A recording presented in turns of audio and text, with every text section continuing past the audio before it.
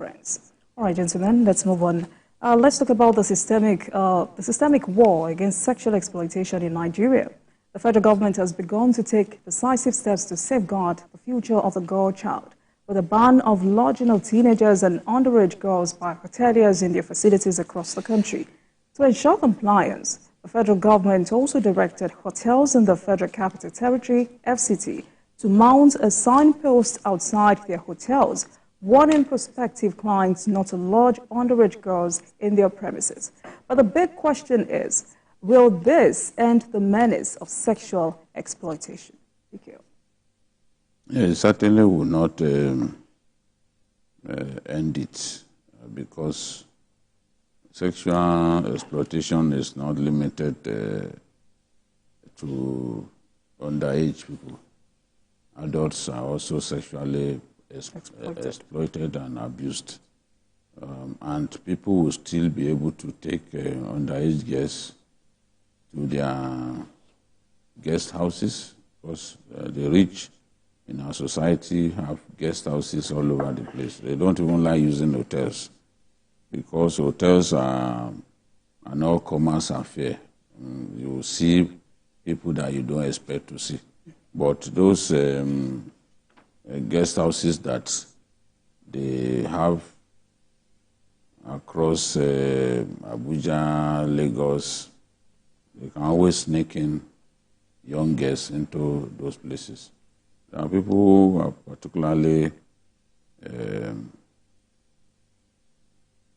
interested only in sleeping with underage girls. That is what gives them a kick. So some people may still not stop, but I think that government needs to take this seriously. I see underage boys and girls pay for rooms and stay in hotels. There was an hotel I stayed in Ogun State the other day. I saw boys of like 16, 17, because these days they dive deep into Yahoo business, and once they begin to make money, they have no respect for anyone. They believe that whatever the fully grown men and women can do, they too can do. So you see them in ample quantity in that hotel. They booked for room. Sometimes some of them pay for a whole month. After all, they've succeeded in conning a white man.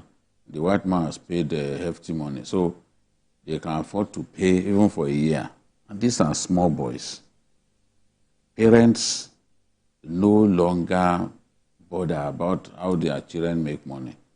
As long as those children bring the money to them, they are happy to receive the money. We have a lot of irresponsible parents in our country these days. Maybe the social problems are partly to blame, but the society should not encourage little boys to take to crime, to defraud people, make money from the tears of other people. And once they make good money, they go for their age mates. And who are their age mates? 16-year-olds, 17-year-olds. They lodge such people in hotels. This can be difficult to enforce, but I saw a video where an hotel staff was turning back a young boy who wanted to lodge into the That's hotel. quite rare. Huh? Who wanted to lodge into that hotel with a colleague. And I think there was also the story of a federal government college here in Lagos, where the boys and girls, I think after their exam, decided to go and lodge in an hotel. These things happen. Even in Lokoja, I remember when I went to Lokoja some time ago, there was also an hotel where a good number of these little boys and girls, were staying. And it bothered me somehow, because when I came down and I saw very young boys and girls, things have, morality generally has collapsed in our country. We cannot pretend. I just hope that we can have a national rebirth, national moral rebirth, because that is the solution. Otherwise, things are really degenerated. Adeoye, do you agree with BK, who has attributed this to irresponsible parenting? Absolutely. Absolutely. This is a reflection of the moral crisis that Nigeria is facing. Because when we were growing up, it was strange for you to see maybe you are in a party and a girl just walks into that party all alone, or you are in a bar and then you just see a girl coming in and smoking. You know, it was a taboo, you know. Or you just see, you know, a girl even going to a restaurant to eat alone. You know, in those days, I would be wondering what is happening, you know. But these days, I think there is a almost total collapse of moral values. And it's not just about taking girls to hotels. It's also about what we teach our children, our daughters, right from the family system. The kind of films we allow them to watch, the kind of what they access on the internet. You know, if you go out on the street, you see a lot of people selling blue films everywhere, you know, and it's not supposed to be.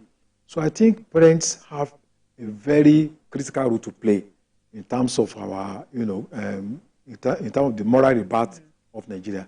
If you go to some secondary schools who run boarding houses, you discover girls. There are reports of girls who leave those hostels. You know, they go to parties and come back in the night.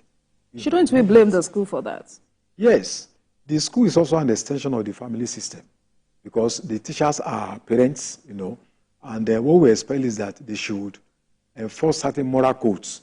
It's not just about making laws, you know. There are countries that don't have written constitution. Societies must also be governed by conventions, by values, by heritage, you know. So you may make the best laws in this country, but if you don't enforce those laws and create the social condition that we stop some of these practices, you know, you are not going to have a better society. So I think it's a collective responsibility of all of us, parents, teachers, and then the government. Mere banning people from going to hotel does not mean that they will not take those girls elsewhere. And it's not just about not taking underage girls. You can take your family to hotel and have a weekend there. So it has to be specific about sexual exploitation. And it's not just about taking them to hotels alone. Taking them anywhere, whether it's on the street, whether into private homes, whether into abandoned properties and all that, which is what we see happening, you know, in our country. I think it's quite unfortunate that this has become a trend. Go to Ireland in the evening, you know, in the night, you see a lot of young girls, you know, school girls. Some will even leave the university to, you know, to go and to hawk their body. All right, gentlemen, let's move on to another abnormal situation. According to anti-trafficking activist Nigeria Gupta, the fight against prostitution is a fight for the dignity and freedom of our sisters, daughters, and friends. In this regard, the federal government has rescued 10 Nigerian teenage girls who were lured to Ghana and forced into prostitution instead of a promised better life. The chairman of Nigeria's Diaspora Commission, Abike Dabirerewa, said the girls were rescued after a tip-off by Nigerians living in Ghana. Ikeo, let me start from you. Then. It's really depressing seeing that video because of the fact that those guys are young. I don't think it makes sense for us to. This is the video, but people won't be able to identify them, so I think we can still use it in this form. There are guys, 8 of them. Are from Imo State, 2 are from Plateau State, and 3 of them are from the same parents. This is what makes it really depressing. That's scary. What we see is that people get lured into what essentially is sex slavery. In Burkina Faso, in Mali, in Libya, there are many young Nigerian girls who have been literally sold into sex slavery through these human traffickers. And there's always a promise made that they will find them a job, there's a job waiting for them over there, you know. When you talk about giving job to unskilled laborers, it should be clear to discerning people that you are just trying to lure them into some form of slavery, because these people have no skills. Those who have skills are even struggling to find paid employment. So how are we talking about people without skills, getting paid employment in foreign lands? It's just an opportunity to exploit people who are grappling with life's issues. People want to survive. Their parents will be told that, look, we'll find jobs for these people abroad. Once they go out, once they travel out, they will be able to take good care of you. And those parents will think, oh, these traffickers are doing them a favor. They will allow the girls to go. You can imagine one of those girls would be 16 in a few months. They were all aged between 15 and 16. It's just not right. We need to do a lot to stop this trend. Many lives have been ruined, and you cannot, once you get caught in the trap, it's only providence that can get you out, because they have security men who ensure that those girls cannot run away. They will be forced to sleep with. I think one girl was even said that she's made to sleep with up to 25 men in one day. And it's not as if they give you the money. From their testimonies, the men sleep with them and they don't give them a dime. So this is worse than slavery. It is modern day slavery of the most wicked form. So there's a need to get to the root of this matter. One person has been arrested, but I don't think that person was working alone. There must have been others involved. I think we have a serious challenge on our hands, because if you listen to what the chairman of Nigeria's in Diaspora Commission is saying, Abike Dabiri, says that as these ones are being rescued, triple the number are out on their way out. It's true. That's why I'm saying that in different countries of the world, there was a man who called me from Burkina Faso saying, look, this is a big problem that there are so many Nigerian girls in Burkina Faso now. Even in that area of Burkina Faso that is war-torn, Nigerian girls have been trafficked into the country and they are using them for prostitution. So it's not, this is Ghana. Ghana is new to me that people, it wasn't one of those places. Ghana is not one of those where I used to read about, talking about trafficking of Nigerian girls. Italy, Libya, it's a big problem in Libya. Mali, Burkina Faso. This is a new one. Ghana, you take people to Ghana and then use them for sex slavery. Within our country, this same thing is happening. People are being trafficked from the south to Lagos and other places to work as prostitutes, especially young girls. And the madam who is their boss is the one who will collect all the money. You cannot leave until when she's convinced that you have fully paid your dues. It's a demonstration of man's inhumanity to man. Because I don't see anything worse, anything more degrading than to subject an innocent person, somebody trying to survive, somebody trying to make money to fend for her family, to prostitution, especially at such a young, they've ruined their lives. 15. Adeoye, this looks like a challenge bigger than NAFTA. And Abike Dabiri is a name and shape will address the situation. Do you agree? Yeah, I think she's trying her best, to deal with this problem. but I can tell you it's a scratch on the surface. If you understand the enormity of this problem at hand. We are talking about what is going on in Ghana. It's not a new thing. It's been on for the past 25 years or more. You know, this is more or less like voluntary slavery. In those days, some 300 years ago, people were forced to be taken from their ancestral homes by force and used as sexual objects. But now, people voluntarily are offering their body, you know, to be taken anywhere just because they want to survive. The focal areas, like you have said, Libya, Lebanon, you know, even Syria, you know, and Niger. In about, before 2010, it used to be Libya, because that was the entry point of people struggling to enter Europe using illegal means. I was in Libya 3 times, and I met a lot of Nigerians, women, young girls, and they told me nasty experiences.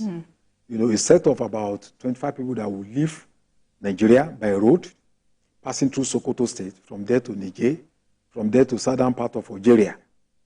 And when they get to Libya, only about 30% of them will be able to make it. What happened to them? You know, they end up in the hands of Maghreb fighters, you know, in Algeria, in Niger, in Mali. They will be sold off, you know, and that is the end. They will never be found. So many relations can no longer trace their daughters now. They don't know where they are. But most of these people have been married off to fighters in the desert and all that. So it's a very terrible, and even while passing through that you know, road to Libya, they will be sexually exploited by border guards in order for them to have passage, because some of them don't have passport. So, you know, the last time I was there was January 2010, and it was a very big problem. So after the collapse of Libya, people can no longer pass because of the war going on there. So they are now going to other West African countries like Niger, Chad, and even Lebanon, you know. So this is a big problem on our hands. And when we are talking about Ghana, I recall that in 1980-81, Ghanaians were also coming here in that same spirit because of the collapse of the economy at that time under President Liman. So for us to now be going back to Ghana, to, you know, our youths, you know, to be engaged in this kind of, shows that it's a reflection of the economic crisis, of leadership failure. And I tell you, that age, 16, 17, is the age of innocence. Absolutely. They are growing. It's the age of adventure, where the mind is very, you know, the mind is empty. Anything, any idea can be planted into that very innocent mind at that, you know, giving them all sort of myths about how beautiful Europe is and all. And, you know, that age of 16, you are ready to do anything, to take any risk, to do anything just because you want to survive. So I think this thing, apart from the expectation that, you know, from the young government, there is a need for regional approach. ECOWAS needs to take a very strong stand against this problem, because they pass through the borders and they are allowed to pass through by immigration officials. Some of them also obtain passports, even though they are not up to a particular age. So it means there's a network that also connects people that are working in government. So I think it's a huge problem that we don't need to scratch it off, because we are destroying the future of, you know, of the girl child. So I think it's a major problem that the government needs to take up and take decisive actions by working with other ECOWAS countries in order to put a stop to it. All right, gentlemen. According to UNICEF, Nigeria is one of the countries with the highest number of out-of-school children globally, with a staggering figure of 18.3 million. As part of measures to check this, the Senate is seeking to increase penalty for parents who fail to enroll their children in school from 2,500 to 250,000 naira. The Senate also passed a bill for an act to amend the Compulsory Free Universal Basic Education Act through second reading. This is to ensure that parents who denied their wards the right to basic education are punished. Can we get through with this, Vicky? No, I think it's become very clear now that we have to address this problem. For so long, we didn't take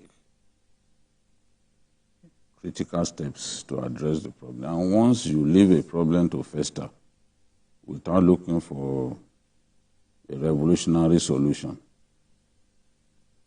it will spin out of control. The governor of Kaduna, Nasir El-Rufai, came up with a law criminalizing street hawking by children of school age, and their parents were usually the ones punished, not the child, because these children are given pure water to go and sell so that the family can feed off their sweat. The elderly mother, may not have the strength and the zeal that these children have. They will pursue you in traffic. They will persuade you just for you to patronize them. And as you are patronizing them, you'll be thinking in your heart that you are helping a family to survive the vagaries of time. Now, out-of-school children is even made worse by insecurity. In the Northwest, for example, where insecurity is rampant, many students have dropped out of school. Usually when bandits attack a school, as we saw in Kaduna, there is no way it won't affect school enrollment. The trauma, for example, a child who survived the armed banditry attack, to convince that child to return to school is a big problem. This is something that I witnessed. I went to government girls secondary school, Jengebe, in Zamfara State. 1 year after the attack on the school, during which more than 100 girls were taken away. By the time I returned to the school to do a documentary, only half of the students agreed to return. The school had been reopened after more than a year, but only half returned to school. I spoke to the teachers, said half of the students here refused to come back. You can't blame them. In an area where we are pushing hard for school enrollment to go up, in an educationally disadvantaged area, that is the worst that can happen, because it will worsen things. The area is already educationally disadvantaged. We are doing our best to get them to level up with other segments, other sections of the country. But insecurity is frustrating such efforts. So I don't even think that, I think that beyond punishing parents, there are other steps that we can do. Keep the schools safe.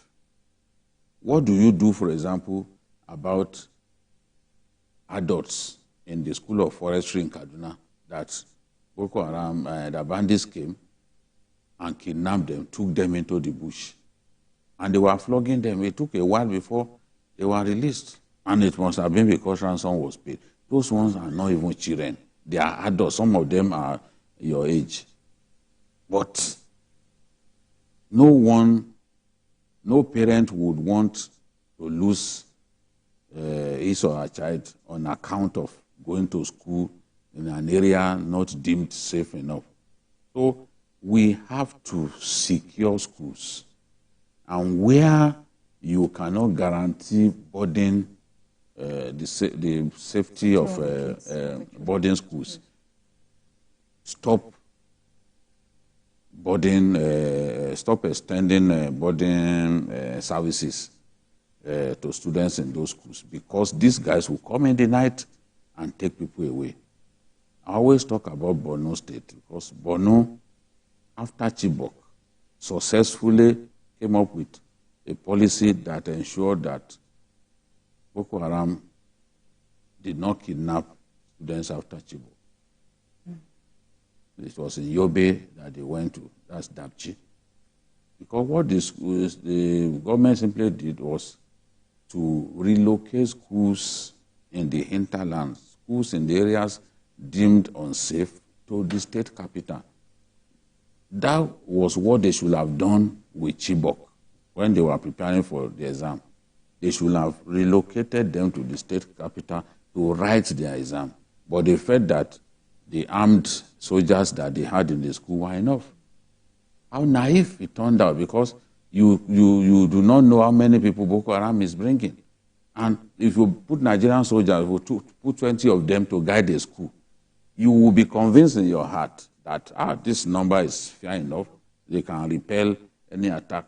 But Boko Haram comes with a truck full of fighters carrying the same weapons that the soldiers are carrying. They don't have two heads. At some point, they will have to escape, otherwise they will all die. And that's what happened. So, beyond punishing parents who will not, ensure that their children are hawking on the street when they are supposed to be in school, we must take other steps. Then, the education should be made free from primary to secondary level at least, because that transition is necessary. Some parents will be able to pay school fees of their children, sponsor them through primary education. After that, they stop. Some will stop after, because they cannot raise the money. They can't find money to even pay exam fees and all that. That's some states are helping with NECO fees, JAM fees and all that, but government needs to make education free up to university level. That is the best guarantee that is usually BOSH transition, or the percentage that transits to the higher school is very low. Absolutely. Because they usually, at that point, they say they can't pay, they can't find the money to pay anymore. So a lot of them are stagnated at primary school level. So there are steps that we need to take, but it's beyond simply punishing the parents. Adeoye, how far can this action go in addressing this menace? Well, I think just like Agile has said, laws are very good in theory, but making laws do not automatically resolve social contradictions. You have to look at issues holistically. When you are talking about children that are not going to school, first of all, you have to establish the root cause why children don't go to school. You also have to look at the economic, political, social, and cultural variables. And when you are talking about these challenges, how many children do we have that are out of school? UNICEF is talking about 18.3 million. That is a huge number. But I disagree. I think the figure is higher than what they are banditing. Now, if Nigeria has, like we are being told, we have one of the highest number of out-of-school children in Nigeria, then we have to look back. If you want to impose fines of 250,000 naira on parents that do not take their children to school, can they afford 10,000 naira? Can they even on their own afford 10,000 naira? Then you now want to impose. It then shows that some of our leaders don't understand, the problems that are facing their own country. And then, do we even have data of children that are being exploited? Do we keep data? A lot of people in Lagos, elsewhere, they have house girls. Some of them are 14, 13. Do we ask everyone that before you can take a house girl, you must register such a person, and then the government will have a data, local government, state government? Do we do that? The fact of the matter is that no. So it means that even the government do not have enough data on the number of children that are being exploited, that are being either sexually or economically. So when you are talking about people having imposing that they must go to school, then it means you have to create the conditions. Just like Babajide has said, free education is possible in Nigeria. When we are talking about free education, it does not mean that it is free. Some people are paying for it. And exactly what Awolowo did, like we have said all over and over again, he introduced taxes, salt tax, capitulation tax. Because when it started in 1952, people thought it could never work. And then he went to communities appealing to them, come and build your own school. And then each community started providing free carpenters, free bricklayers. They were building those schools, supplying free chairs. Communities on their own. That was the beginning of community schools in Southwest. People on their own came out because they were convinced that this thing is in the interest of your own children. So the communities also can invest. They can invest in agriculture to even feed puppies if it's just lunch. What are they doing? We have traditional rulers. What is their work? Small communities should be able to have community farms. That was what they did in those days. They will go to farm the community. The farm belongs to the whole community. They will produce maize, grain and other. And afternoon, they give lunch to students. That was what they did in Southwest. So our creativity needs to be enriched. We are just talking about imposing 250,000 naira for a family that cannot even afford 20,000 naira. You have Asukwa Ekpayong saying the 250,000 is too lenient and there should be stiffer penalties. Oh. Now, if they had that money, won't they go to school? If they have 250,000 naira, they will go to school. From 2,500 naira, look at the percentage increase to 250,000 naira. Have they set up a research to even look at the problems itself? Because if governors are taking security vote worth 750 million, the greatest security is education for children, for our children. So it means out of this, they can also invest in providing education. Because the children that you refuse to educate, they will be tomorrow's armed robbers. They will be tomorrow's armed robbers. So it's not just about law, that when you make that law, then automatically everybody will fall in line. No, some will not. It's not even every law that is enforceable. Yeah. I don't even know how you want to enforce this, for example. They keep churning out laws that are not enforceable. Because, look, if they had the money, they won't send those children out to be hawking gala, to be hawking all kinds of things. And you see poverty written all over those children. You will be enveloped by empathy. You will feel like doing something. Because when you patronize them, you are helping a family somewhere. That's the way I see it. So basically, Vicky, what you're saying is that government needs to do its own part, fulfill its own obligation before looking out to a lot of the people parents. in government today, if not for our law, they would not have gone to school. They will not have, especially those who are like 70 years and below, they will not have gone to school. My own parents, were they rich? Yeah, they were able to get the best education. It was also bad at that time. My dad had the privilege. My dad speaks French so fluently because French was one of the European languages that they would teach you if you are an English major. Somebody from the back street, from a village, and he speaks. In fact, when his friends come around, some of them were in the army those days. I will see them speak. They will completely sideline us. They will be speaking French smoothly. So education is such a powerful tool. You can see when you look even at the South Africans, the quality of civic education that they have. When you see the South Africans speaking English, including even their former footballers, and compared to some of our own former footballers, you see that the difference is wide.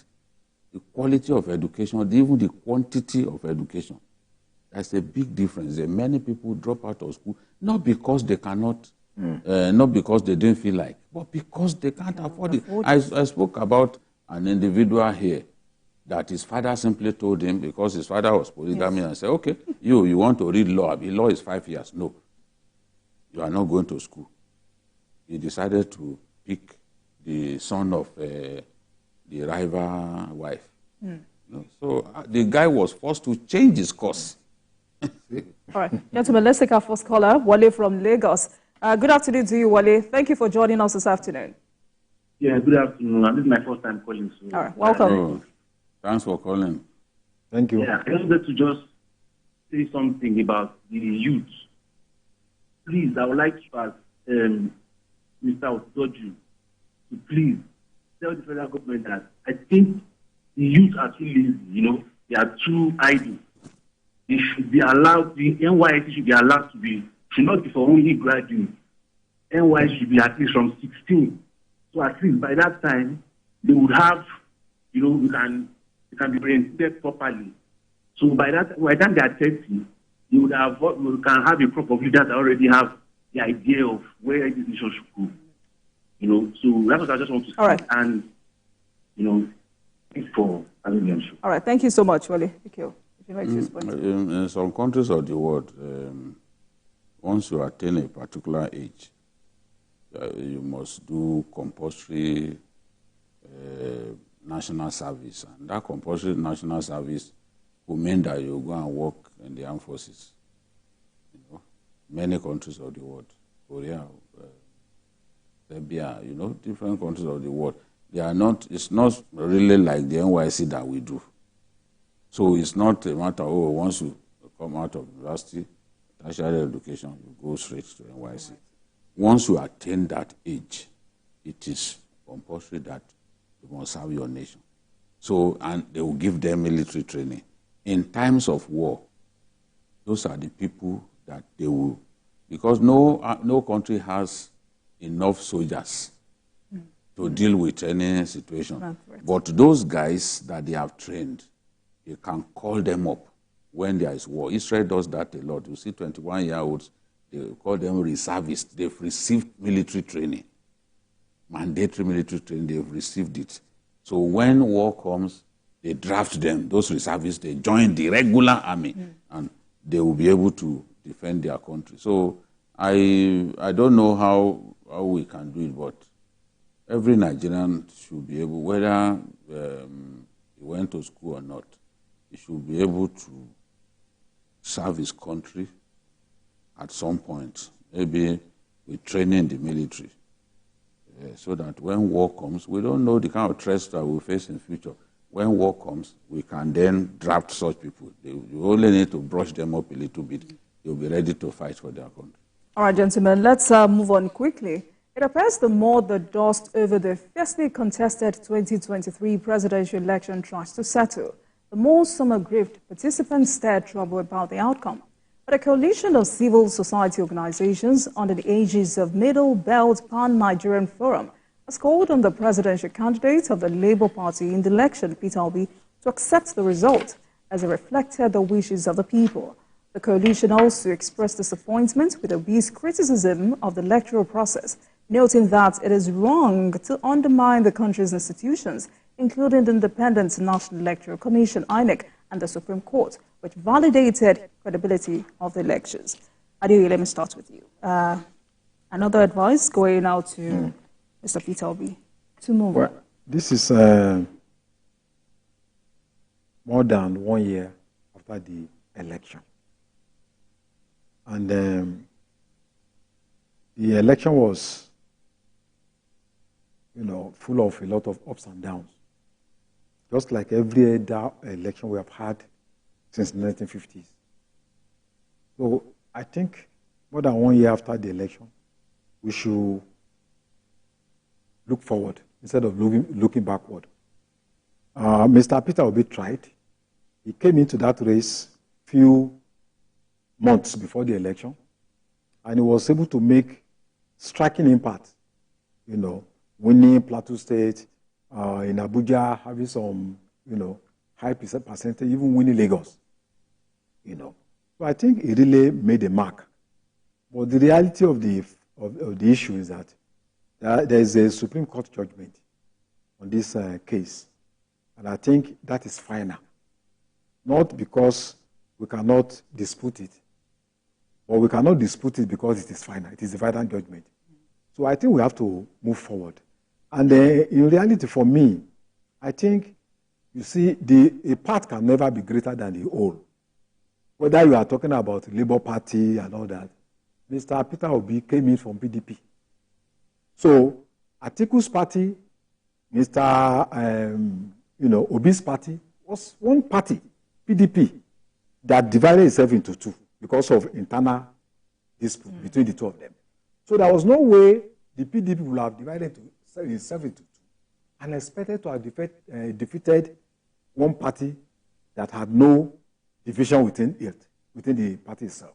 So, and if you look at the spread of the voting pattern of APC, it's easy for you to say, oh, it was rigged and all that, but look at Lagos. the home of the current president was lost, to Labour Party. Look at Osun State was lost to PDP. And many other states in North where they were considered it as a stronghold of APC.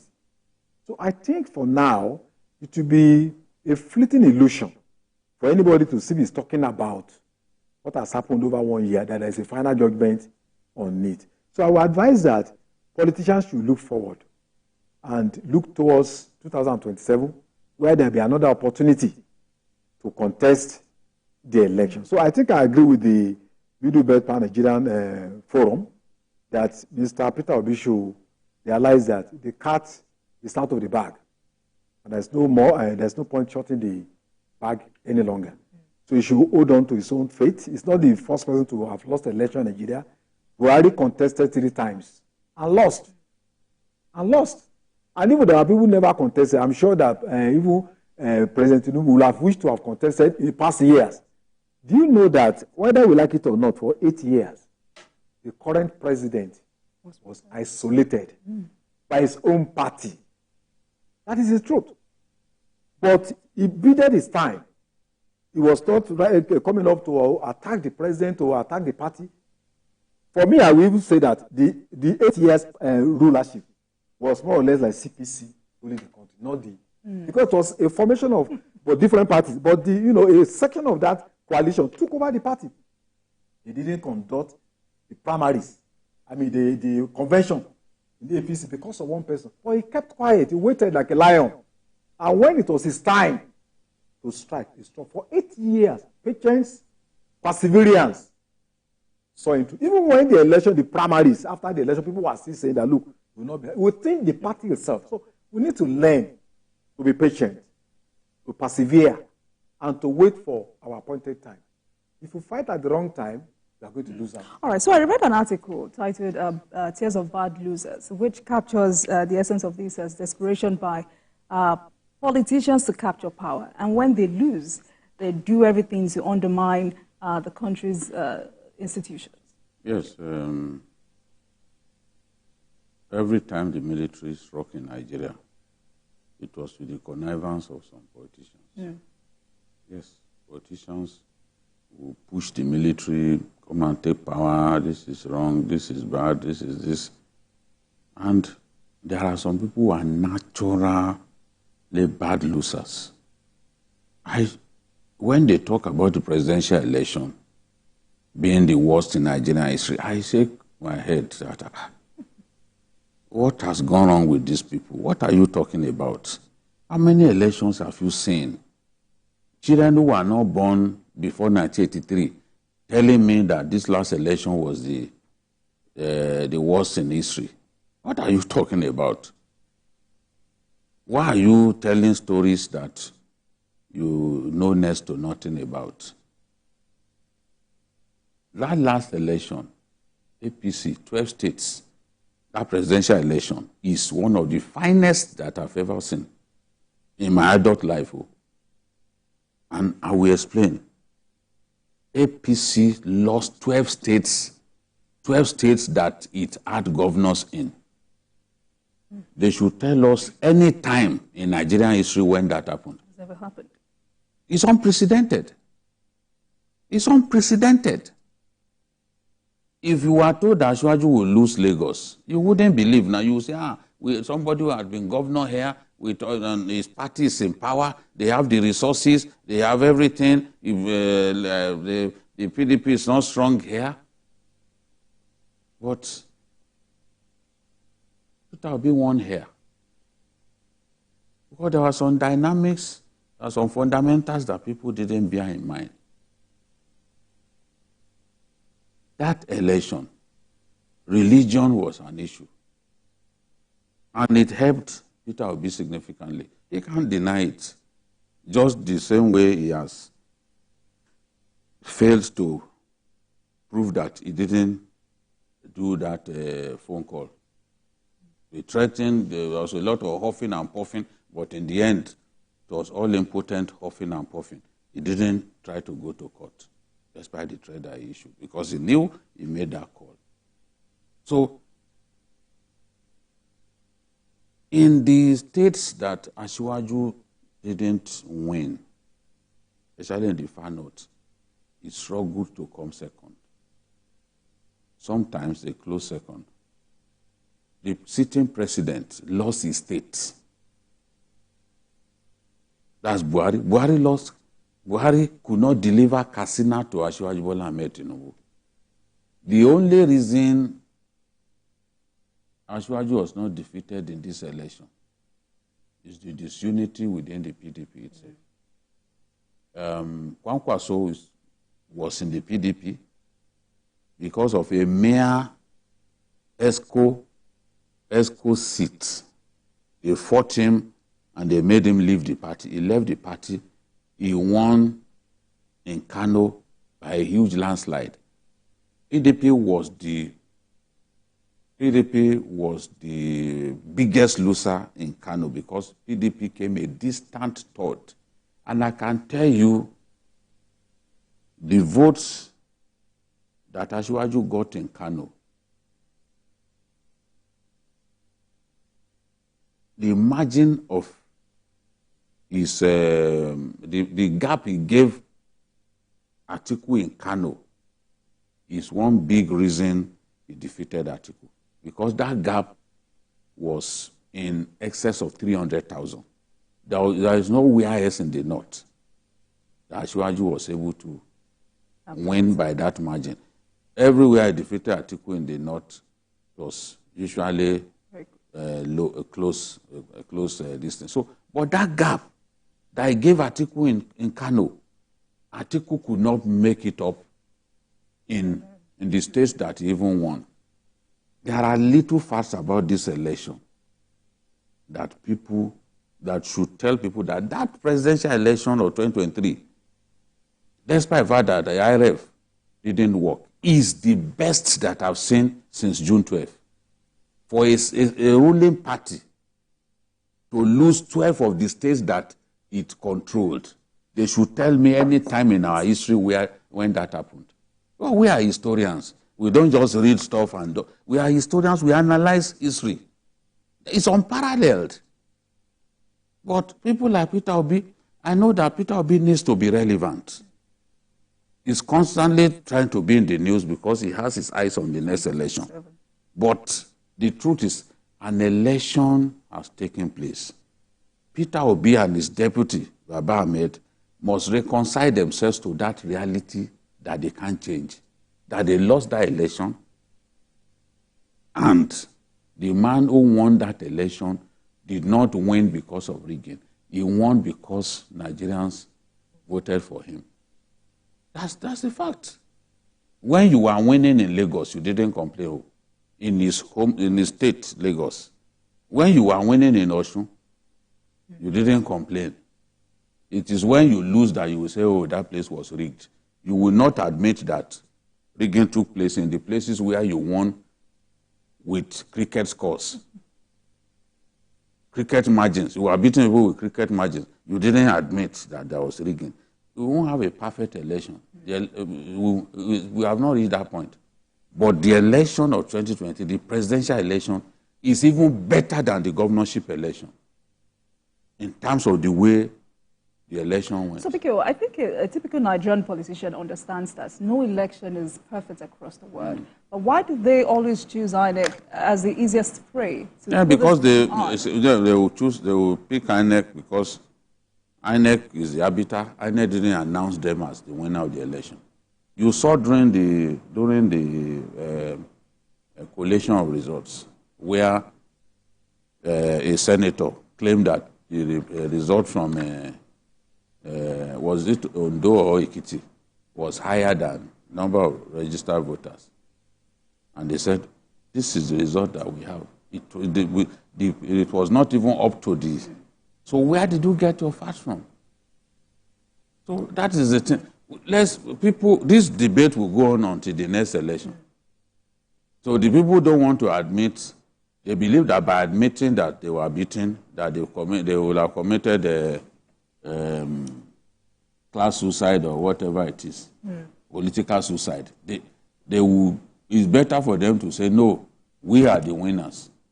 I've had that to say that Labour Party was ahead.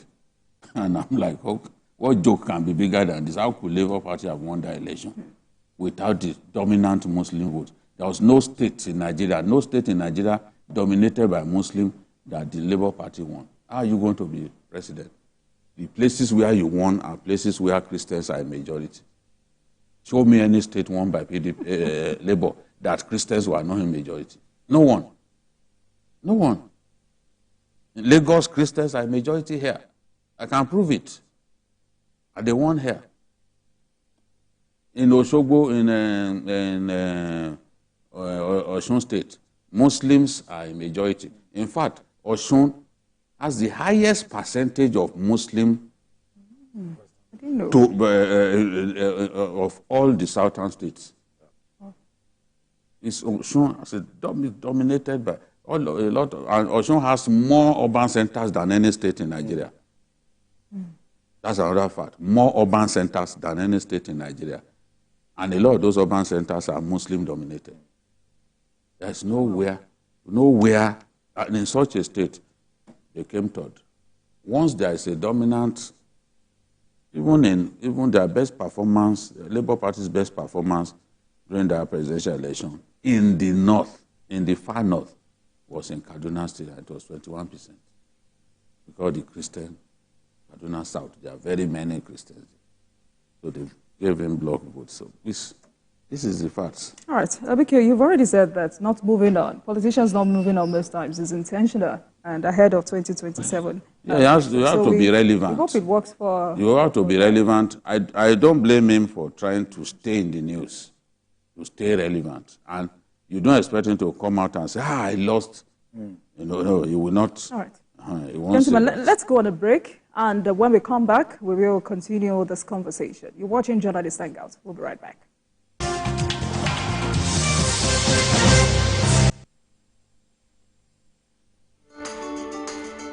There is always more to a story than the screaming headline. The part of a story that is not told casts a shadow. It's like the part of an object that is not reached by light.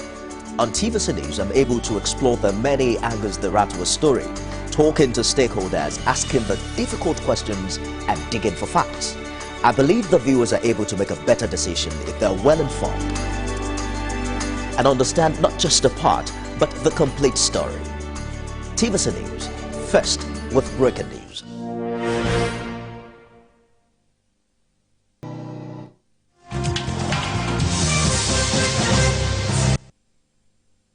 Welcome back to Journalist Hangout on Sunday, and I've been hanging out with Babajide Kolade Otitoju and Adewale Adeoye. Gentlemen, let's move on.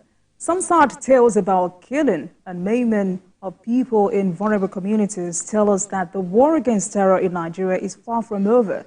In recent attacks, more than 300 armed bandits attacked some communities in Zamfara and Katsina states, killing more than 40 people, while scores of others escaped with various degrees of injuries. The Commissioner of Police in Zamfara State, Mohammed Dalijan, confirmed the killing of some of his officers. Residents also revealed that the attack was in fulfillment of the promise made by the bandits to strike again after their last attack. Okay, let me start with you. We're back here. Really worried that this government has not been able to keep the far north of our country safe. There are many people who voted for President Tinubu believing that, unlike President Buhari, who couldn't secure even his home state, that the president will be able to keep the Northwest especially safe. That has not been the case. And it means that the people in charge of security, or the president, the ministers of defense, the two ministers, they are both from the Northwest. One is from Jigawa, the other one is from Zamfara. The NSA, the IG of police, everyone involved in security, they have questions to answer. They have questions to answer. The service chiefs included. What are you doing? If you continue to use your old methods, you are not likely to achieve results. We need an avant-garde security module that will deal with this situation. When I talk about avant-garde security module, I'm talking about something revolutionary, something radical, not what we have seen. And I said this to, I asked the Chief of Defense Staff when I interviewed him, that how come you are not prepared to declare an all-out war? Of course, he told me that what they have now is an all-out war. But I disagree. We know where these boys are. There's a video that Bello Tuji just released. I felt ashamed listening to what he was saying. Because he was saying that you are claiming credit for what you didn't do. You are claiming you killed this, you killed that. This is me. There's a guy that they claim that we read in the papers that Nigerian gendarmes arrested him. So the guy was standing beside. He said, "See the person, see him. Oh, when will you stop these lies?" It's just similar to the way Shekau used to taunt the Buhari regime that time. When the military came up with Operation Gamma Aiki, Shekau said, "Kuna sok hutane." There is nothing like Gamma Aiki. Gamma Aiki means finish. He said, "You people feel like going to rest, but rest has not come. Yonzumu Kefara, we have just started." So constantly taunt, he will even be calling the names of key people in government. So it's similar to what Bello Tuji. You see how heavily harmed they were in that video. And he was saying, look at the person that they claimed that they killed and that they arrested in Niger. Look at him here. That one too came out and said, nobody arrested me. There is a need for us to do a lot better. In those contiguous states, look at those the Savannah, Damos, and Kankara. They are all bordering this Rugu forest. So they can always keep people and go and hide in the forest there.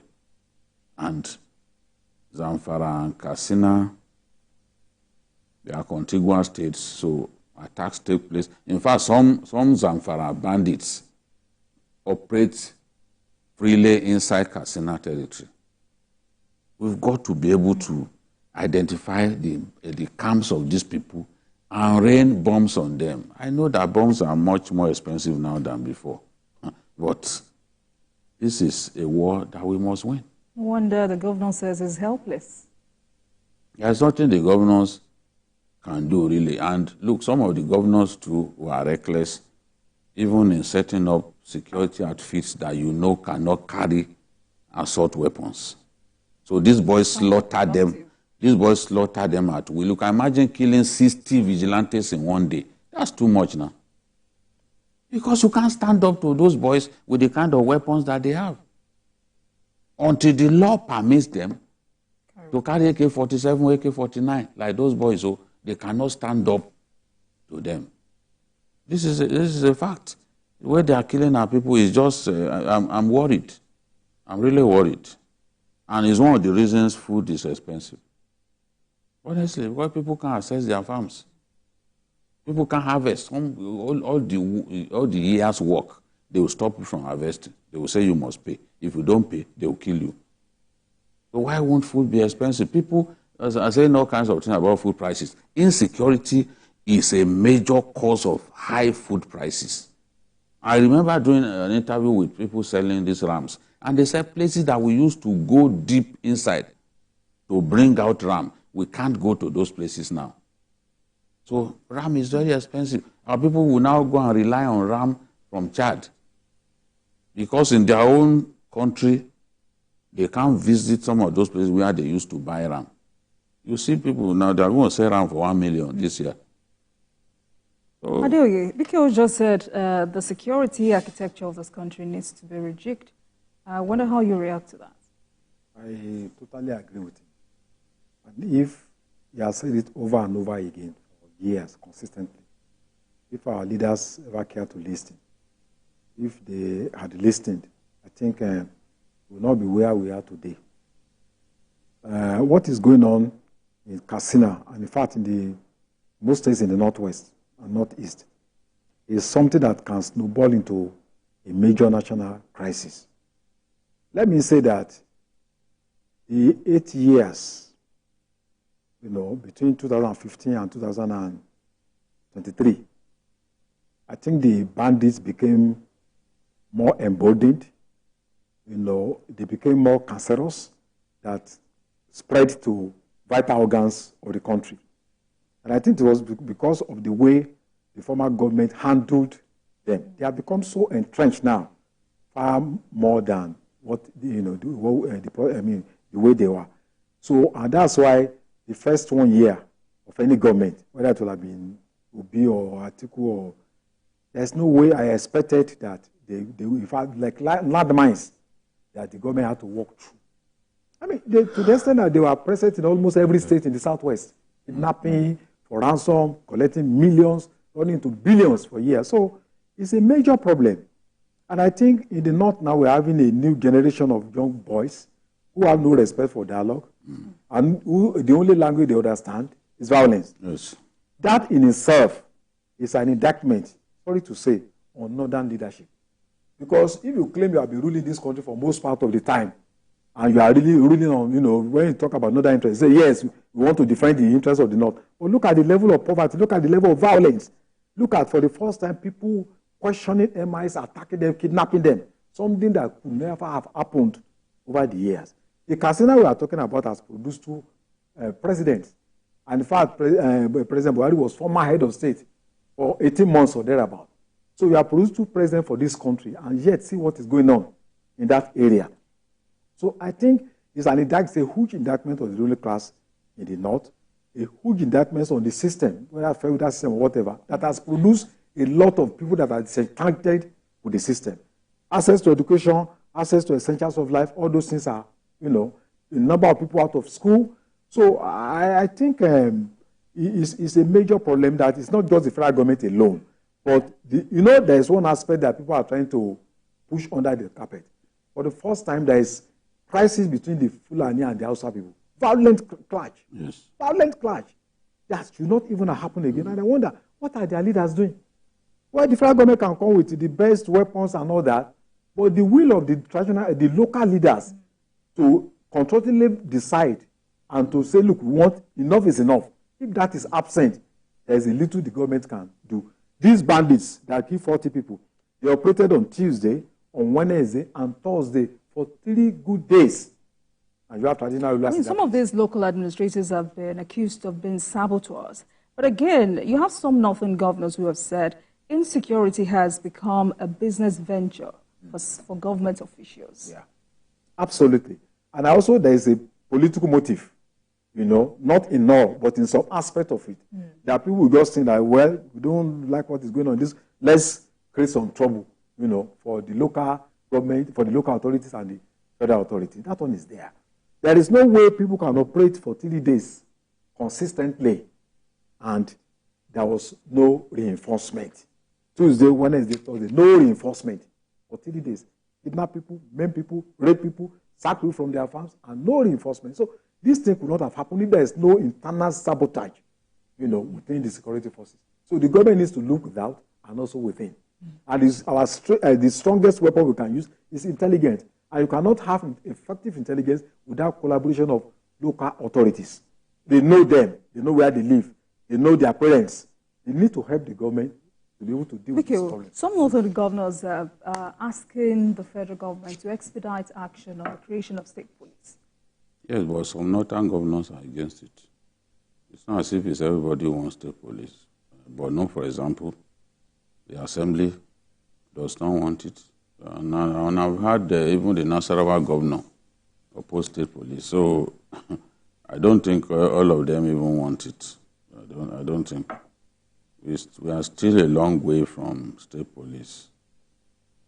I'm sure there are some people posturing like they support it now. When the time comes, they may turn against it, you know? Especially if they see some ulterior political motives behind it. You just go against it. But it's unfortunate that our people are being killed in this manner.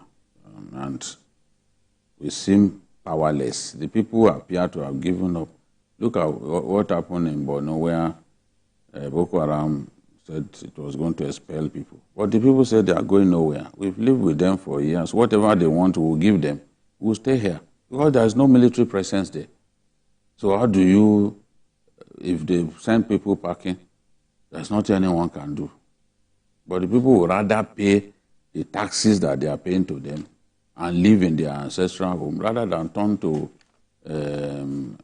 IDPs. If you go to Benue, there are no less than 8 to 10 IDP camps in Benue. People should be working in the farms. They become IDPs because criminal headsmen are going from community to kill people. A lot of them are in IDP camps, and that's the food basket of the nation. It's a very big problem in Benue. Very big problem. All right. Gentlemen, let's move on quickly. One talk, I do apologize, more talk, little headway is how best to describe the ongoing negotiations for a new national minimum wage in Nigeria. While the federal government and the private sector offered organized labor 62,000 as the new national minimum wage. Workers are insisting on 250,000 naira. Governor Hope Uzodinma of Imo State gave this figure while speaking on behalf of the governors. For organized labor through the president of the Trade Union Congress of Nigeria, TVC, explained that 250,000 naira is best for them due to the current economic hardship in the land. However, another labor crisis looms following the outright rejection of the proposed 60,000 naira by the Nigeria Governors Forum. The governor said the proposal is not sustainable and cannot fly. Let's share the story of the tripartite committee with you, and we'll be back to discuss this.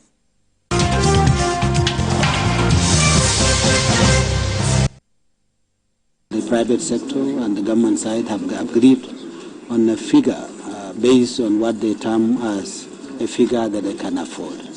While the Nigeria Labour Congress is also looking at other indices to say that they recommend, if for any reason it can be approved, the sum of 250,000. The whole thing is that the tripartite committee does not have a power of approval. It's just to recommend. We were able to engage the critical stakeholders involved in the conversation. And at the end of the day, out of the 3 parties involved in the tripartite committee, both the organized private sector, the government, and organized labor, we met, and the 2 parties have already agreed to go with 62,000. And then, as at yesterday, the labor insisted on 390,000. They have come down to 250,000. In any event, among the 3 parties, 2 have come together to be the majority. We had to calm down. You know, initially we started from 615,000 naira, but we moved close to 150%, precisely about 146% from our initial submission. And today we are making a recommendation of 250,000 naira to Mr. President for onward transmission to the National Assembly. So that is where we are today. It's issue of 3 people negotiating, and you don't expect them to come in one day and just agree, because there are certain indices that you have to take into consideration, and there are certain things that they are also looking at. And then having come to this end, I believe that we have to move forward.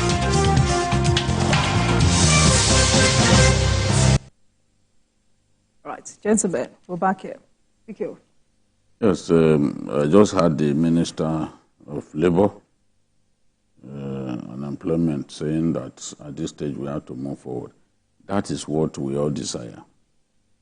But no one can tell how the present leadership of Labour will react to this. for me, I want to see labor get a minimum wage in excess of 100,000, even if it's 115, 120. I believe that that's good enough. But I don't have the templates. I don't have information about the finances of the federal government, the states. I don't even have information about what the organized private sector can pay without the facts, as it were, discussion and the projection over what to actually be the minimum wage is somehow meaningless. And this is where I think Labour didn't get it right. Labour should have done its homework. You have your state chapters. For each of those states, Labour should be able to say Zamfara is capable of paying so amount as minimum wage. This is why we think Zamfara can pay. Labour should be able to say, oh, Lagos, looking at your finances, looking at what you earn, IGR, what comes from a federation account and all that, the computation that we have done shows that you are capable of paying minimum wage of 250 or 494 as the case may be. You have those facts, you go to the meeting with those facts, that this is what we have done. We are sure that if Zamfara pays minimum wage of 250,000, for example, it will still be able to have enough funds for water, for sanitation, for refuse evacuation, because it's one big refuse evacuation is one money guzzler. A lot of people don't know. The kind of money that Lagos State spends on evacuating refuse is huge. So then other things, roads, you'll be able to still have enough money for roads and all that. You'll be able to have enough money for debt servicing. Because people don't know that a lot of these debts, a lot of these states are suffering from a huge debt overhang. Successive governments were simply taking loans and all that. And some of those loans were diverted to pay worker salaries. The ones reluctant to do that, President Buhari had to come up with a bailout for them because they were owing many months of salaries, salary arrears. So at this stage, without those facts and figures, you can't just go to a meeting and say, this is what you want. You must be realistic. You must be able to look at what's on ground. If we say they should pay so amount of money, will they have enough in the tank to take care of the welfare of the remaining segment of the population? Because workers are just about 5% of the population. And there is no way you can spend all your resources on workers alone. So this is what I think Labour should be doing. If the governor say we can't pay this, you should be able to say, oh, from the facts that we have, we think that you can pay. It's not simply to be banding figures all over the place. Say, no, you must pay this. Oh, if you don't pay this, we'll go and switch off the national grid. Or if you don't pay this, we'll go and chase people out of hospitals. You know? Which was an irresponsible thing to do. And I don't expect that they will allow them to do it this time. Except if the government itself is irresponsible. You must not allow them to switch off national grid again. You must do whatever it takes to secure those entities. They are our security assets. There's a lot of damage that you can do when you switch off the national grid. I've heard people say, oh, if they didn't do it, that's the only way that government is. It makes no sense to reason like that. Because the strike that Oshiomhole organized during Obasanjo's era was more effective than this one. There was no movement. Even bus drivers, they didn't work. At best, in the night, around 8 p.m., they would do a little work. The next day, buses will have been withdrawn. These ones didn't withdraw any bus. Buses were moving. There was movement all over Lagos. When we had that strike during Oshiomhole's time, we were inside our houses. So I know a successful strike, an effective strike when I see one. I do not judge effective strike simply by the fact that somebody switched off national grid, or some people went to stop planes from landing. And some planes that were supposed to land now did a detour, went back. No, that's not it. There's a lot of work that you need to do before we get to this point. Now look at how this thing has degenerated. Governors are even accusing federal government now. The federal government is making governors, trying to demonize governors, making governors feel like the bad boys. The federal government has allowed itself to be bullied to agree to 62 or 65,000 naira per month without looking at the cost, the implications of implementing that. That's the way governors are talking now. So, and if it's a minimum wage, it is backed by law. Everybody must obey. As I've said on another forum, we will get to a point where this minimum wage thing becomes a joke that only a fraction of stakeholders will implement. We are getting there now. If governors say they are not going to pay, and Ajero calls people out again to go and strike, how long are they going to go on strike? Because it's looking like federal government. Look at them saying that, look at even organized private sector saying that they are shaving their head in their absence. By the bad tactics that the current labor leaders are doing, they've turned this simply into a conversation between the federal government and labor. Whereas it is not, it's a tripartite conversation. Not a conversation between two entities. It's tripartite. Others too need to be able to get a word in. And if governors are saying we can't pay, then there's a problem. That's why I said this sort of thing, you cannot rush into a strike. This will take time.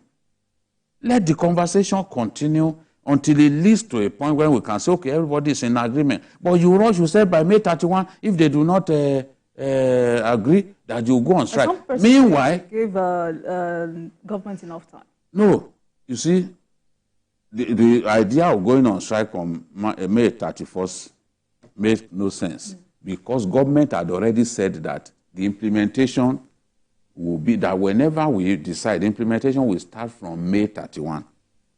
They said that. You can Google it, you see where the Minister of Labour said that. So what is the point of going on strike on May 31st? You know? So I don't know how states, some of those states are not paying 18,000, no. Some are not paying 30. How you expect them to pay more than 60,000? I'll come back to that because economists are saying something very important that we need to listen to. Adeoye, another crisis is looming.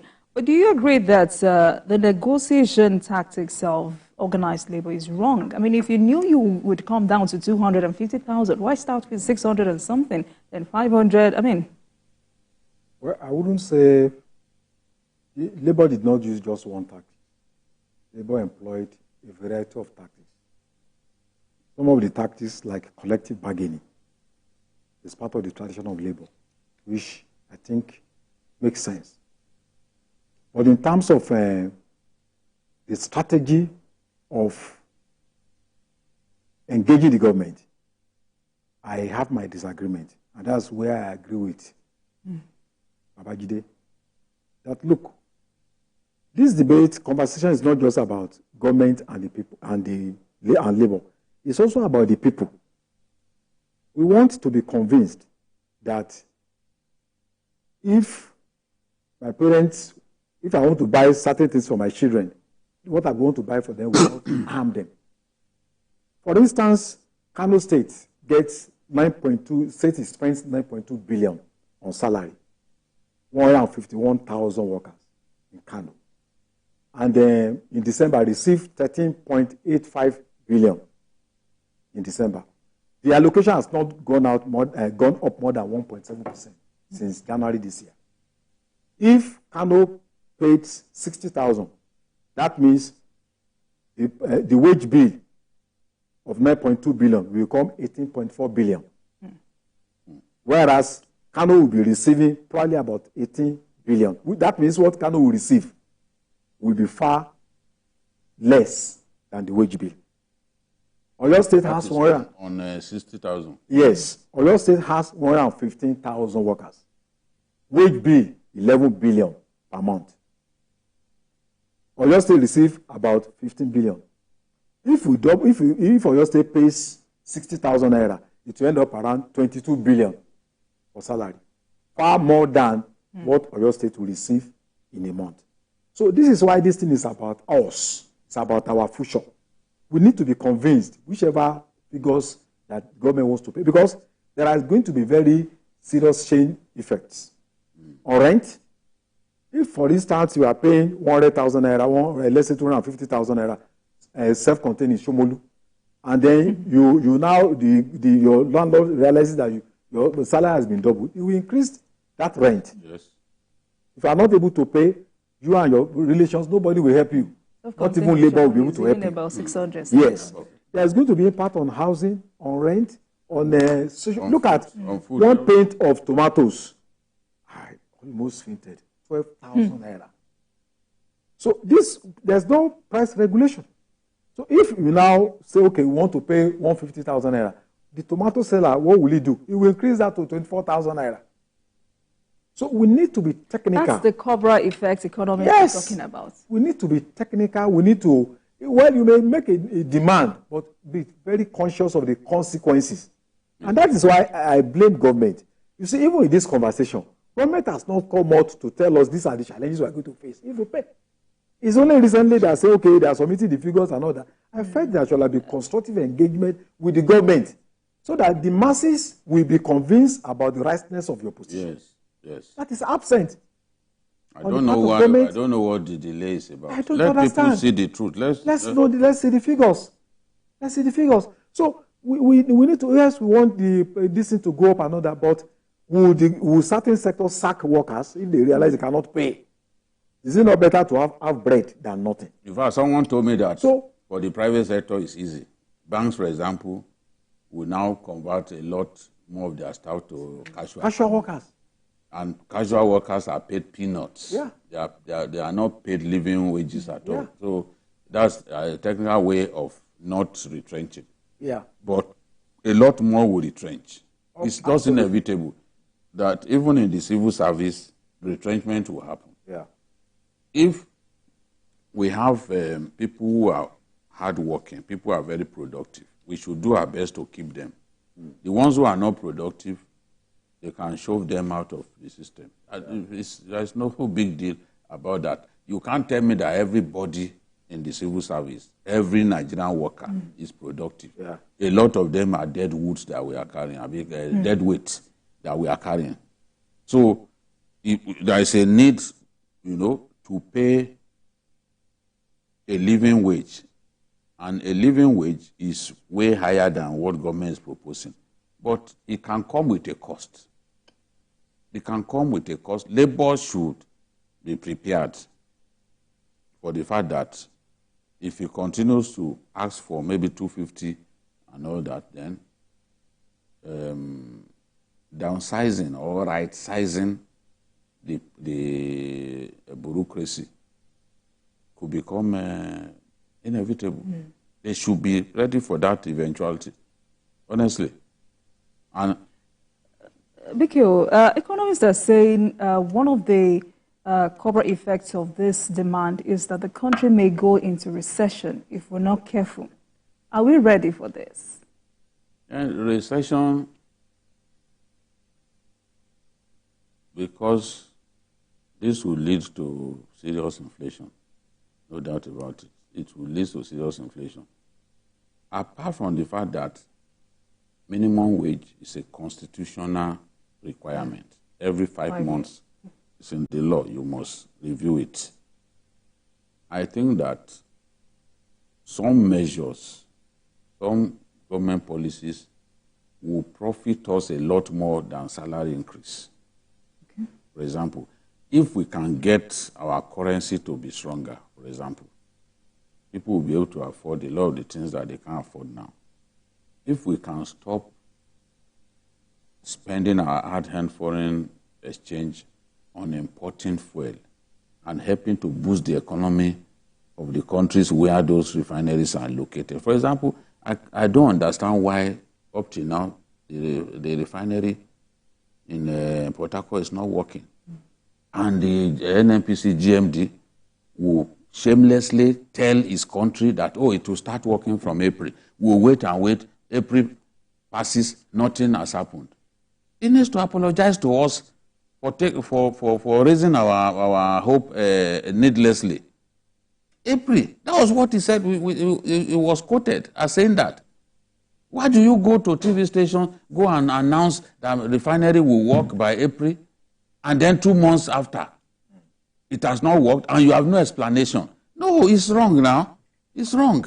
So for me, there are policies that Labour can push the government to implement that will make life more bearable for all of us than simply talking about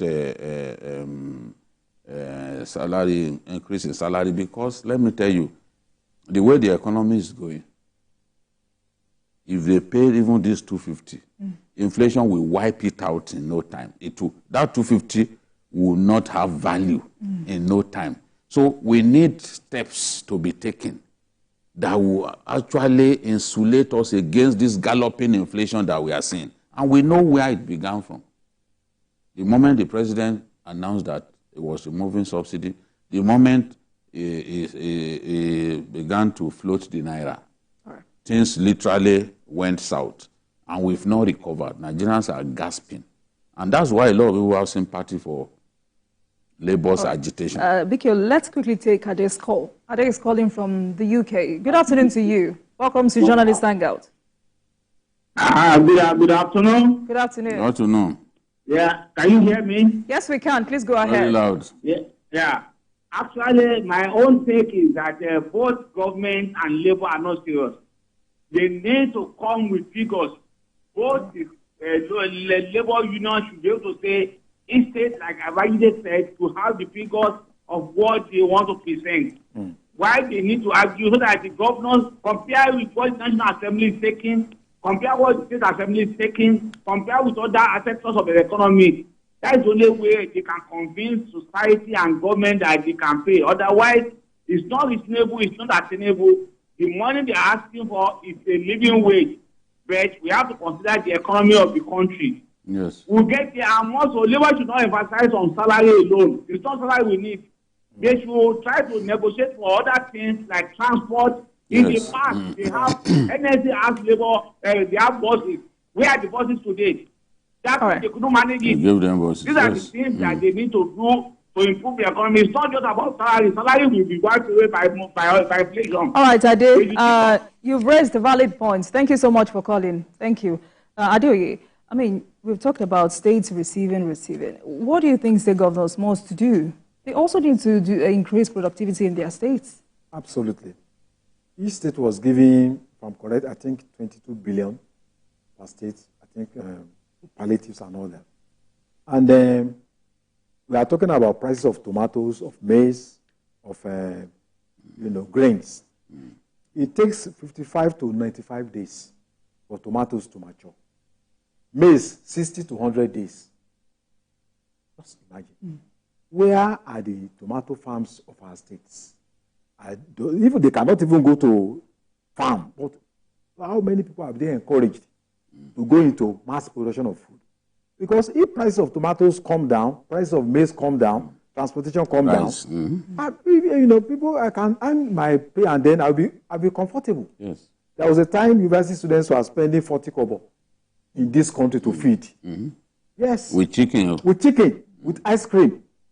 When I was university, there was what we used to call it without. Poor students, no meat, 80 kobo.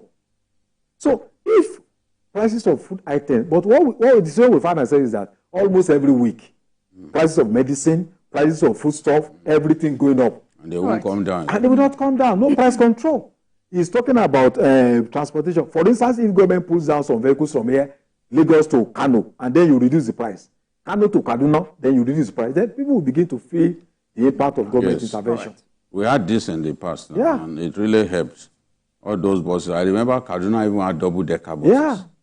Like the ones in the UK. Double-decker. Kaduna, you see, carrying students going up and down, patrolling. We are not investing there. We are wonder Nigerian youths are saying the older generations who enjoyed this country. When he was talking about when students used to get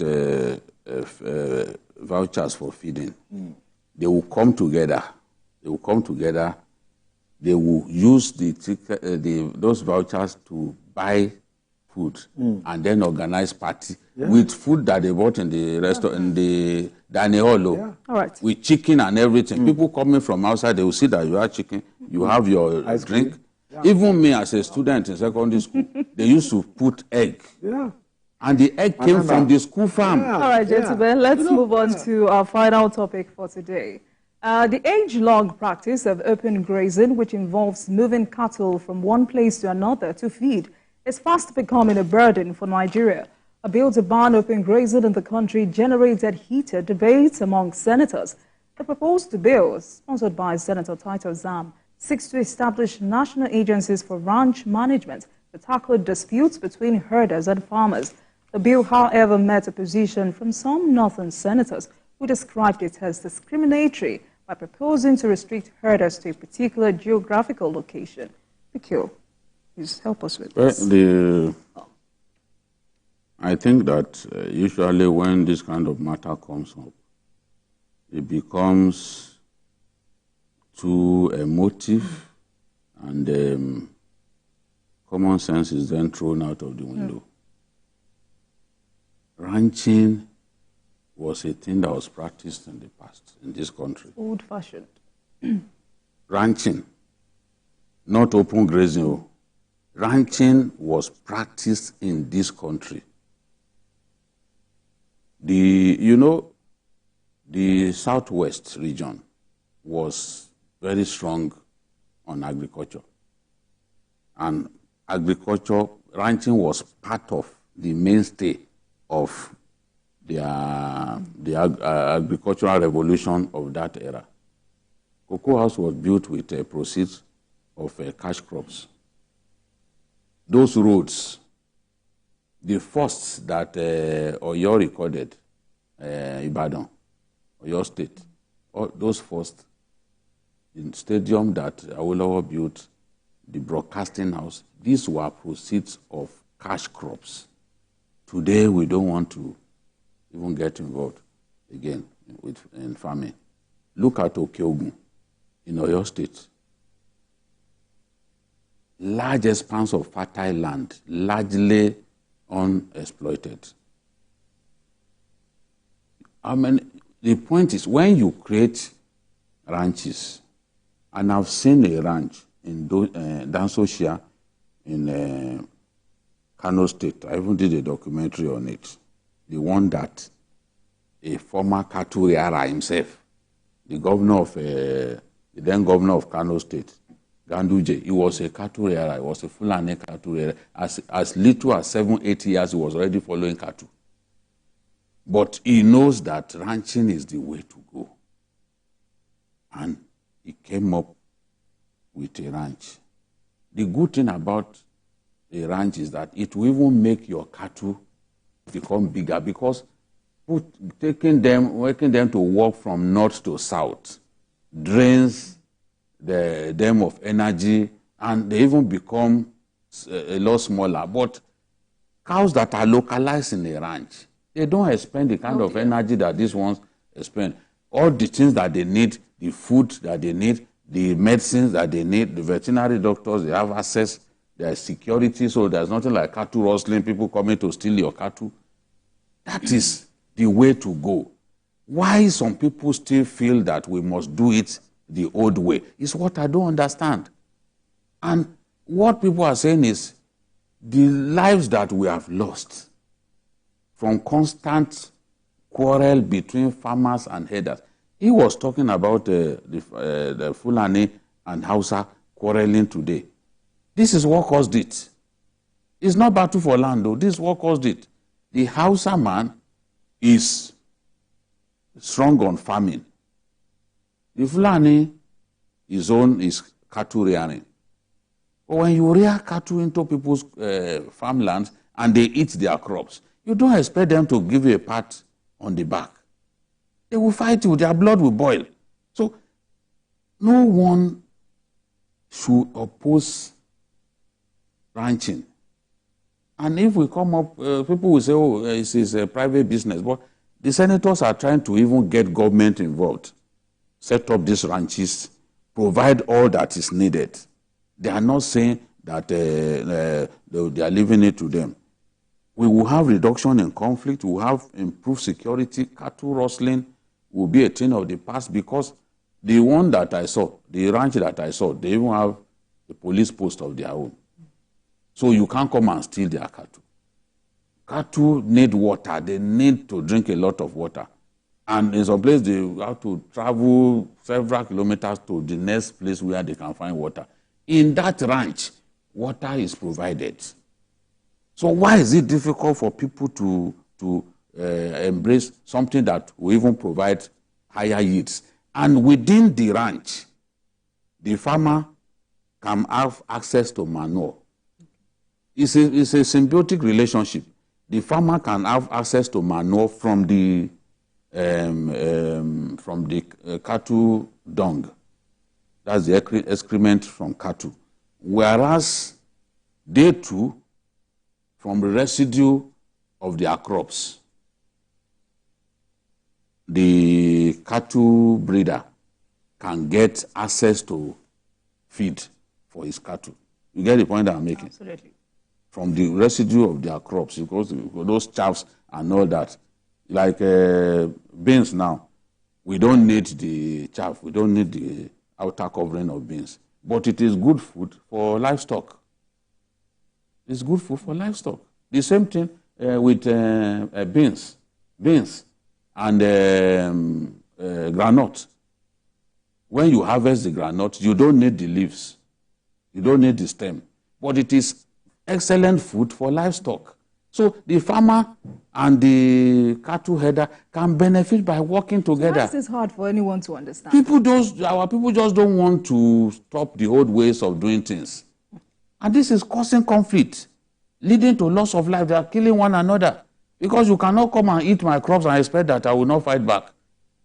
Huh? So I think it's something to consider, because it will help put an end to this constant killing of one another between farmers and... All right, Adeoye. You can't graze on my farm without my consent and expect that I will be happy. Somebody planted ewedu, and vegetables, one old woman, and the woman was crying that they've eaten up all what I planted, the whole year's work. I mean... Doesn't make sense. All right, Adeoye, is the establishment of ranches in the state of origin of pastoralists alone a bad idea?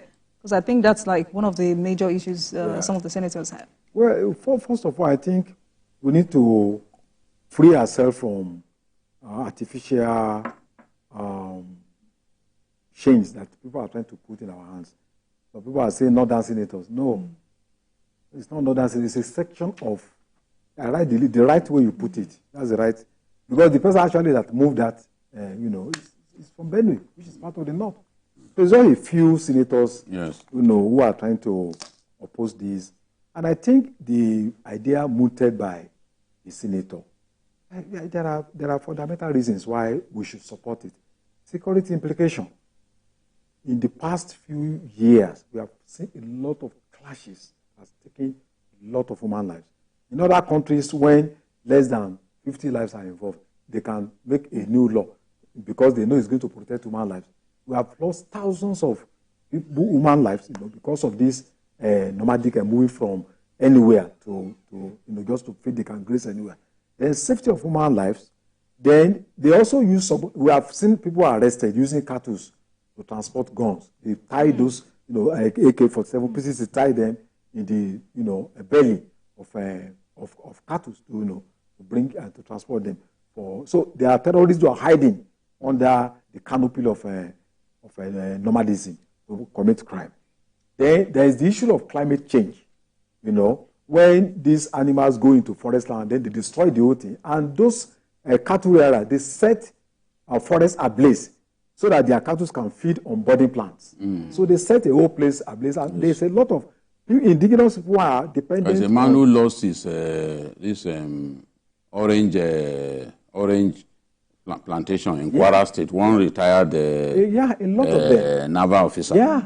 So those ones fresh budding plants they put fire is good place, food for the for them. So there is implication, for people who are forest dependent, for their health, for their spirituality, depend on their forest. Then indigenous heritages in my village, they came there with cattle, our sakat forests that are meant for spirituality. They invaded the whole place. The second day we saw cow dung everywhere. Water that people are not allowed to fetch there because they are spiritual, for spiritual healing and all that. And it caused a whole lot of conflict in our community. So we need to protect indigenous heritage. And that's why we are saying that we should create ranching in certain areas, in states where people produce. And of course, Ahmadu Bello did this.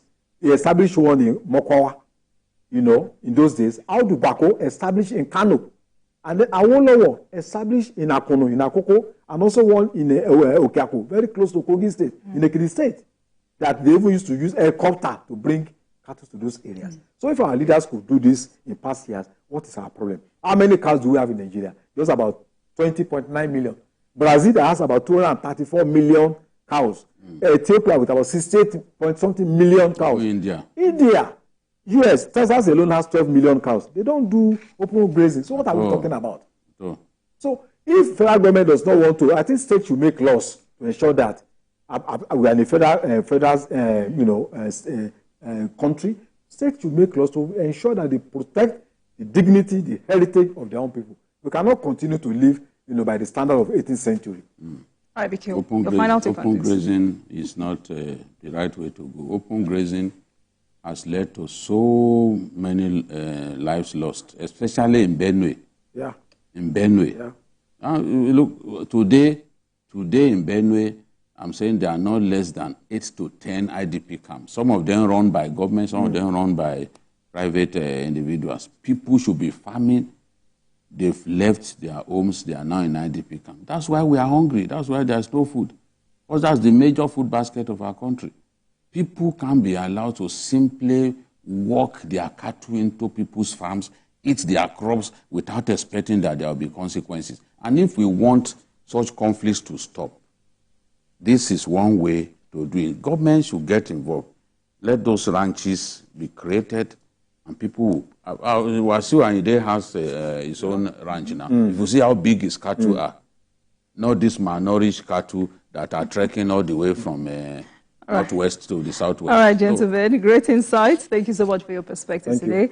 Mr. Adewale Adeoye, Ikewo, thank you so much for all this. And thank you very much for watching, everyone. That's all on Journalist Hangout on Sunday. Join us tomorrow for the regular episode of the program at 5 p.m. You can watch the repeat broadcast of this episode tonight at 11:30. We are on YouTube at youtube.com/TVC News Nigeria. I am Olajumoke Olatunji. Bye for now, and God bless Nigeria.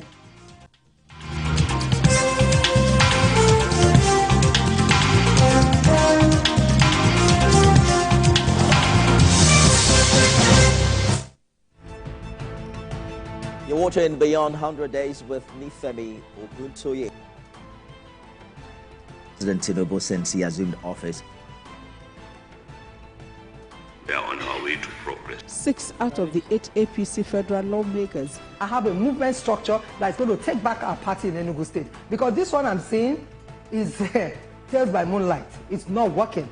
So I'm wondering what you think, or who you think can stop him now. He doesn't own the party. One of the causes of inflation is because people cannot go to the farm.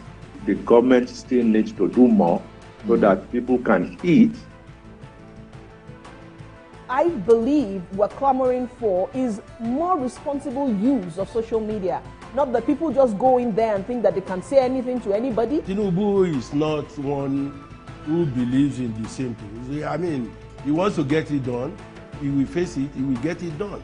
Yes, the president, from inception of his administration, focused squarely on diversifying the economy and driving in investments to, cushion the effect of everything that we've seen, ranging from COVID-19 to the global commodity shocks, global financial crisis, and all of that. I was privileged to have worked under a governor who believed in the system, who also built up the system, and I'm going to do the same. All right, that's our show today, everyone. Thanks for being a part of it.